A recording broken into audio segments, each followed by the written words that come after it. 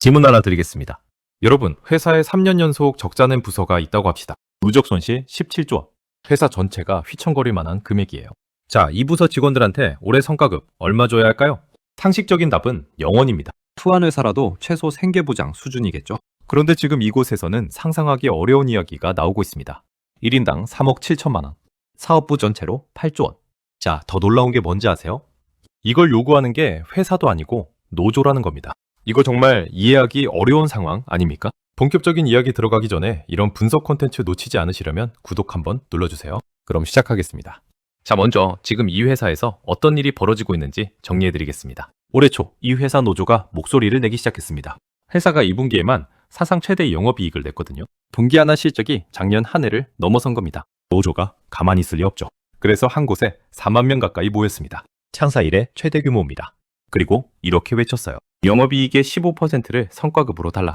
아니면 다 같이 일손 놓고 파업하겠다. 영업이익 15%가 얼마냐? 노조 자체 계산으로 약 45조 원입니다. 작년 이 회사가 주주들한테 나눠준 배당금의 4배에 가까운 돈이에요. 이걸 보너스로 풀어달라는 거죠. 회사도 가만히 있지 않았습니다. 그건 너무하다. 대신 우리는 경쟁사랑 똑같이 영업이익 10%를 드리겠다. 이것만 해도 약 30조 원 풀리는 거예요. 메모리 사업부 직원 한 명당 평균 4억 원. 일반 직장인 평생 모아도 만지기 힘든 돈입니다. 그런데 노조가 거절했어요. 4억으로는 부족하다. 6억 달러. 여기까지 들으시면 노조 대단하네, 욕심 많네 하실 수 있습니다. 그런데 이건 사실 빈산의 일각입니다.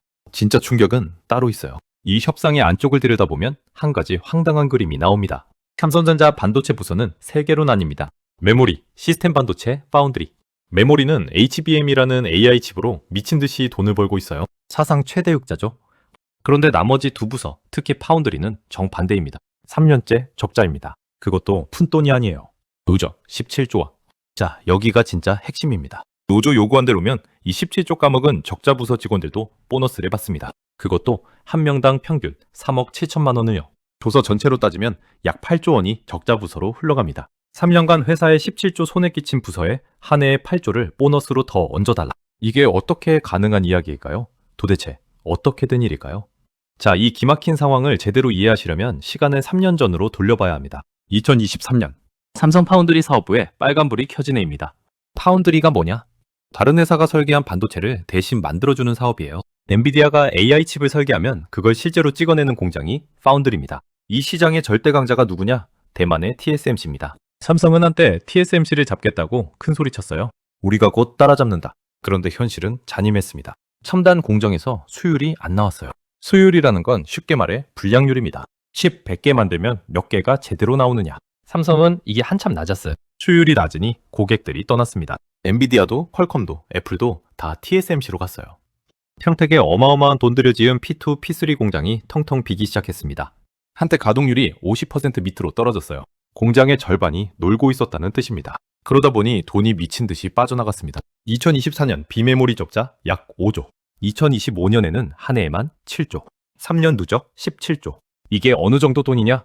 한 회사 1년 연구개발비 절반에 가까운 금액입니다. 일반인들 머릿속에 안 들어오는 돈이에요. 이 시기 메모리 사업부는 어땠을까요?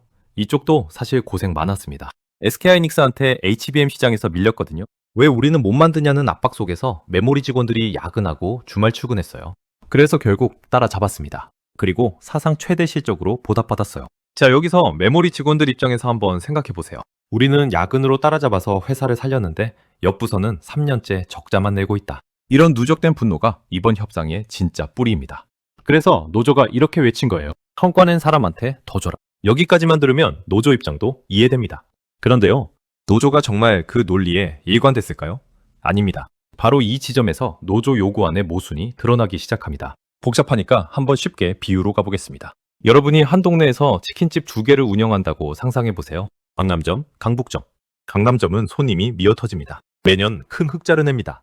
강북점은 3년째 파리만 날려요. 누적 적자가 어마어마합니다. 그동안 강남점에서 번 돈으로 강북점 월세, 직원 월급 계속 메워줬어요. 자, 연말이 됐습니다. 강남점 직원들이 단체로 사장한테 옵니다. 사장님, 우리가 올해 회사 살렸으니까 보너스 두둑히 주세요.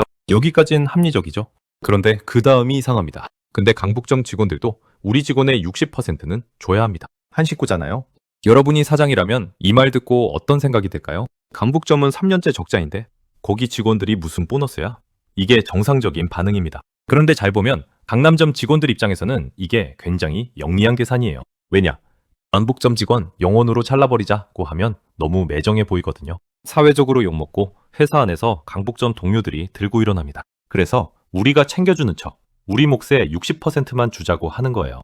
진짜 성과주의라면 적자 부서엔 영원히 맞습니다. 진짜 한 식구라면 흑자도 적자도 똑같이 100%가 맞고요. 그런데 노조는 영원도 100%도 아닌 그 사이 어정쩡한 60%를 골랐습니다. 적자 부서를 완전히 버리면 노조 안에서 욕먹으니까, 그렇다고 똑같이 주자니 본인들 명분이 약해지니까요. 이게 지금 삼성 노조가 하고 있는 정확한 계산입니다. 노조 요구안을 한 줄로 요약하면 이래요. 성과주의도 아니고 동료애도 아닌 그 사이 가장 유리한 지점을 고른 구조. 60%라는 숫자가 그 핵심 장치예요. 진짜 성과주의를 외친다면 어떻게 해야 할까요? 적자 부서엔 영원입니다. 그게 일관된 논리예요. 진짜 한 식구 정신이라면 흑자도 적자도 똑같이 100%여야 합니다. 그게 동료애예요. 그런데 노조는 둘 다 아닌 그 사이에 묘한 지점을 골랐습니다. 본인들한테 가장 유리한 지점을요. 그리고 한 가지 더 황당한 게 있어요. 삼성전자에는 반도체 직원만 있는 게 아닙니다. 갤럭시 만드는 사람, 비스포크, 냉장고 만드는 사람, QLED TV 만드는 사람, 약 5만 명이 있어요. 이쪽은 흑자입니다. 작년에도 3조 넘게 벌었어요. 그럼 이 사람들도 노조 논리대로 보너스 받아야겠죠? 받지 못합니다. 평균 2천만 원, 2천만 원 수준이에요. 그런데 여기에 대해 노조가 뭐라고 했냐? 평택 결의대회에서도, 회사에 보낸 요구안에서도, 언론 인터뷰에서도 이 5만 명에 대한 언급은 한 줄도 없습니다. 이쪽은 노조가 신경 쓰는 식구가 아니에요. 왜일까요? 답은 간단합니다. 갤럭시 직원 몫을 키우면 본인들 몫이 줄어드니까요. 노조가 외치는 공정이라는 단어, 이쯤 되면 좀 다르게 들리지 않으십니까? 자, 이제 머리 아픈 협상 이야기 다 빼고 딱 한 가지만 정리해드리겠습니다. 그래서 누가 얼마 받는데 이게 여러분이 진짜 궁금하신 거잖아요. 표 한 장으로 정리합니다. 노조 요구안대로 되면 메모리 사업부 직원 1인당 약 6억 원, 3년간 17조 까먹은 적자 부서 직원 1인당 약 3억 7천만 원, 갤럭시 가전 만드는 직원 5만 명 1천만 원 수준. 같은 회사 다닌 같은 입사 동기끼리 보너스가 60배 차이입니다. 회사 안대로 되면 메모리 사업부 직원 약 4억 원, 적자 부서 직원 약 1억 4천만 원, 갤럭시 가전 직원 여전히 2천만 원 수준. 이쪽도 결국 40배 차이입니다. 자, 여기서 중요한 건 어느 쪽이 이기든 갤럭시 및 가전부서 5만 명은 협상 테이블에 초대받지 못했다는 거예요. 4억이냐 6억이냐를 두고 노조와 회사가 싸우는 동안 갤럭시 부서 직원들 통장은 어느 쪽 결과가 나와도 똑같습니다. 목소리 큰 쪽은 챙겨지고 조용한 쪽은 잊혀지는 구조예요. 자, 그럼 글로벌하게 한번 보겠습니다. 진짜 충격은 여기 있습니다. 적자 회사 인텔, 미국 반도체 회사예요. 한때 세계 1등이었습니다. 지금은 적자입니다. 인텔이 직원들한테 보너스 얼마 줄까요? 영원입니다. CEO 급여 25% 깎고 임원 15%, 간부 10% 깎았어요. 동기배 성과급 아예 중단했습니다. 직원 3만 5천 명을 잘랐어요. 적자 회사가 보너스를 주는 건 글로벌 상식에 없는 일입니다. 흑자 1등 회사 TSMC, 대만 파운드리 회사 세계 1등이에요. 작년 사상 최대 실적 냈습니다. 직원들한테 보너스 얼마 줬을까요? 1인당 평균 1억 1천만 원. 흑자 세계 1등이 1억 1천만 원이에요. 자, 이제 다시 보세요. 삼성노조는 3년간 17조 적자 낸 부서 직원한테 3억 7천만 원을 달라고 요구하고 있습니다. 흑자 세계 1등 TSMC 직원의 3배 넘는 돈이에요. 이게 어느 나라 노사협상에서 나올 수 있는 이야기일까요? 적자 회사 직원이 흑자 1등 회사 직원보다 3배 더 받아야 한다. 이런 논리가 통하는 곳이 지구상에 있을까요? 물론 노조도 할 말이 있을 겁니다. 파운드리는 곧 흑자 전환한다. 미래 투자인재 잡아야 한다. 일리 있어요. 실제로 파운드리는 올해 가동률이 80%까지 올라왔습니다. 흑자 전환 직전이에요. 근데 회사도 정확히 그 논리로 적자 부서 챙기는 안을 냈어요. 그런데 노조는 그 안을 거부했습니다. 적자 부서 챙기자는 자기들 논리를 회사가 그대로 받았는데 본인들 몫이 최대로 안 늘어나니까 거부한 거예요. 이 정도면 공정이라는 단어가 진짜 공정을 위한 단어인지 아니면 메모리 사업부 본인들 몫을 늘리기 위한 명분인지 분명해지지 않으십니까? 그리고 지금 노조가 5월 말부터 18일짜리 총파업을 예고했습니다. 이게 현실화되면 어떻게 되느냐? 외신 분석으로 하루 1조 원 손실입니다. 18일이면 단순 계산으로 20조에 가까운 직접 손실, 협력사 연쇄 타격까지 합치면 국가 경제에 30조 원 부담이 옵니다. 더 무서운 건 그 다음입니다. 18일 동안 글로벌 고객들이 다른 회사로 갑니다. SK 하이닉스, 마이크론한테 빼앗긴다는 게 아니에요. 진짜 무서운 건 중국입니다. 중국 메모리 업체들이 격차 좁힐 시간에 우리가 직접 헌납하는 셈이에요. 일본 반도체가 그렇게 무너졌습니다. 한 번 떠난 신뢰는 돌아오지 않아요. 자, 이 거대한 이야기가 결국 여러분의 삶이랑 무슨 상관이냐? 직접 받는 부분이 너무 많습니다. 첫 번째, 여러분 지갑. 한국 직장인 평균 연봉이 약 5천만 원입니다. 중위소득은 3,500만 원이에요. 노조가 요구하는 보너스 6억 원. 이게 어느 정도냐? 평균 직장인이 12년을 일해야 모을 돈, 중위소득 기준이면 17년치 연봉입니다. 한 해 보너스로요. 여러분이 17년을 모아야 만질 수 있는 돈을 한 해 보너스로 받겠다는 사람들이 이걸로는 부족하다고 외치는 게 지금 그림입니다.